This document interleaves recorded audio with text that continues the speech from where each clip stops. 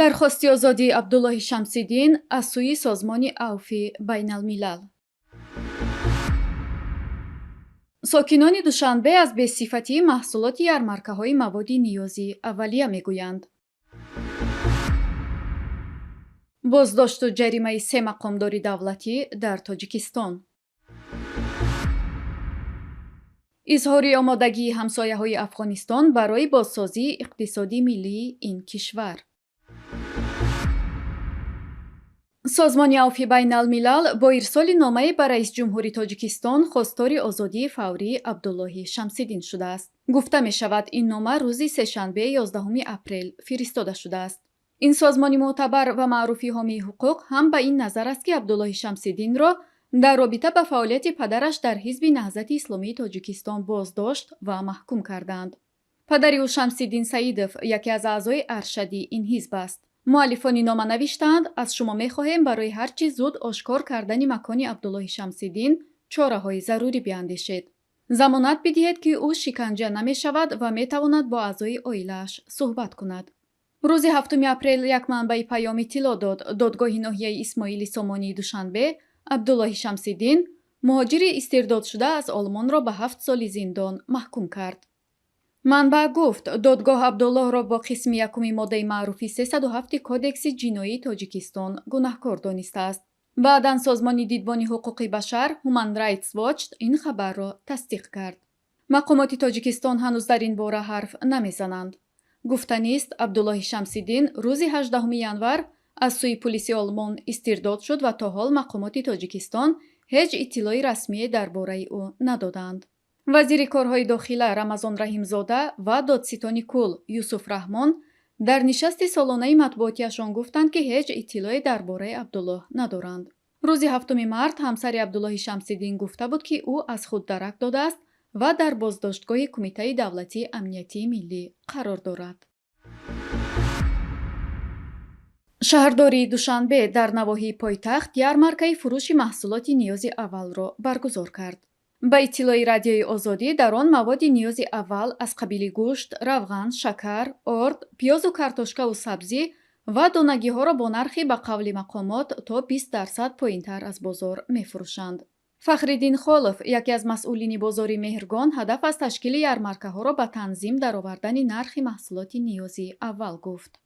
ҳадаф ҳамин аст, ки ба танзим даровардани нархи маҳсулотҳои ниёзи аввалия дар бозори Меҳргон, аз ҷумла маҳсулотҳои ниёзи аввалия картошка, гӯшт, пиёз, сабзи, рӯған ва инчунин донагиҳо, ки ба танзим даровардани нарх аст. дар ин ярмарка, ки қарор аст 10 рӯз идома пайдо кунад, нархи картошкаву пиёз 4 сомонӣ, шакар 9 сомонӣ, 5 литр равған 85 сомонӣ, орд 230-240 сомонӣ муайян шудааст. дар ҳамин ҳол Некмурод Муродов, яке аз сокинони Душанбе, мегӯяд, маҳсулот инҷо арзонтар аст, аммо сифаташ ҳам поин аст. сифаташ унҷа беҳтар, болотар. инҷа сифати нағз надорам. ҳозир гӯшта гирӣ агар рӯғану устухону кати мета, унҷа рави агар беҳтар метавон. ана хеле нархошон фарқ дорад. нархошон унҷа инҷа арзонтар, но бадтар. унҷа беҳтар, унҷа бо сифат. унҷа 73 мегирем, инҷа 55. инҷа бесифат охир. зулфиқори Исмоилиён, коршиноси масоили иқтисодӣ, баргузории ярмаркаҳоро аз ҳисоби захираҳои давлатӣ қадами хуб медонад, вале мегӯяд, бо ин роҳ намешавад нархи маҳсулоти бозорро поин кард. дар ҷаҳон ки мисол худаш кризисай Тоҷикистони мо наметавонад мисли ки пиёз 1 сум шавад, мисол картошка 2 сум шавад. ин вобаста ба иқтисоди ҷаҳон якум. дуюмаш ҳамин ки мардуми мо бикоранд, худшон биёранд, хориҷ камтар баранд, бисёр мешавад, мардум меованд, мегиранд, арзон мегиранд. афзоиши нарх дар моҳи мубораки Рамазон ҳамасола ба мушоҳида мерасад, ки мунҷар ба сару садое дар ҷомеа мешавад. гоҳе харидорон тоҷиронро гунаҳкор мекунанд, ки бо истифода аз фурсат нархҳоро ба таври сунъӣ боло мебаранд. дар посух ба чунин нигаронӣ тоҷирон мегӯянд, маҳсулоташонро агар бо нархи арзон фурӯшанд, зарар мебинанд. 3 мақоми давлатӣ дар вилояти Хатлону Бадахшон ба иттиҳоми фасоди молӣ ва тасарруфи маблағҳои буҷети давлатӣ боздошт шуданд. ба иттилои Вазорати умури дохилии Тоҷикистон, фаъолони Ҳизби Халқи Демократии Тоҷикистон муҳриддин тағоев, раиси ҷамоати деҳотӣ ба номи холматови ноҳияи шаҳри Тус, Эркинҷон Туйчиев, мутахассиси бахши меъмории ноҳия, ба гирифтани 30,000 сомонии пора барои ҷудо кардани замин айбдор мешаванд. бо ин ҳол Эркинҷон Туйчиев дар назди дурбин ин иттиҳомро эътироф менамояд, ки даст ба фасоди молӣ задааст. бо масъулияти пешакӣ бо корманди мақомоти иҷрои кунандаи давлати ноҳияи шаҳри Туз Туйчиев Эркин бар ивази 10 сотиқ замин назиявлиги масъулияти пешакӣ буданд. Пешаи Наврӯзӣ 5,000 ша дода буданд. Имрӯз овардан боқимонда маблағҳоро дар онҷо бачаҳои мақомот рафта дастгир карданд. додситонии вилояти Хатлон дар ин замина мутобиқи қисми 4 моддаи 319 Кодекси ҷиноии Ҷумҳурии Тоҷикистон парвандаи ҷиноятӣ боз кардааст. ин банди қонун аз 7 то 12 соли зиндонро пешбинӣ мекунад.